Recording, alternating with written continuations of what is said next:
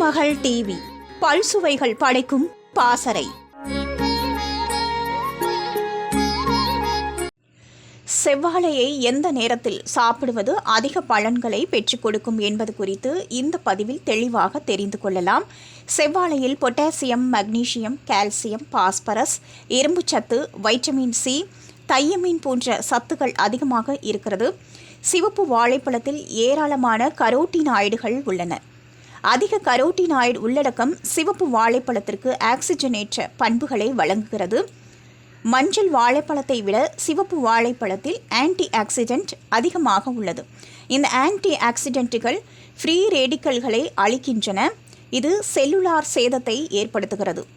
Anti ஆக்சிடென்ட்டுகள் புற்றுநோய், நீரழிவு மற்றும் இருதய நோய்கள் போன்ற வளர்ச்சிதை மாற்ற கோளாறுகளிலிருந்தும் பாதுகாக்கின்றது. செவ்வாழைப்பழம் சாப்பிடுவதற்கான சரியான நேரம் காலை 6 மணி. இந்த நேரத்தில் முடியவில்லை என்றால் பகல் 11 மணிக்கு அல்லது மாலை 4 மணிக்கு சாப்பிடுவதே சிறந்தது.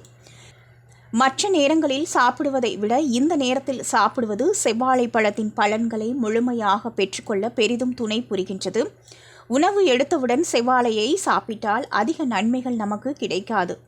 மஞ்சள் வாழைப்பழத்தை விட சிவப்பு வாழைப்பழத்தில் ஆன்டி ஆக்சிடென்ட் அதிகம் நிறைந்துள்ளது.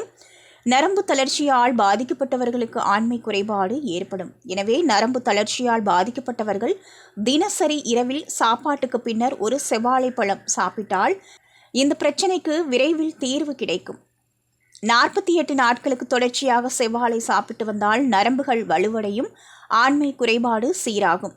கண் பார்வை குறைபாடு உள்ளவர்களுக்கு செவ்வாழை சிறந்த மருந்தாக காணப்படுகின்றது.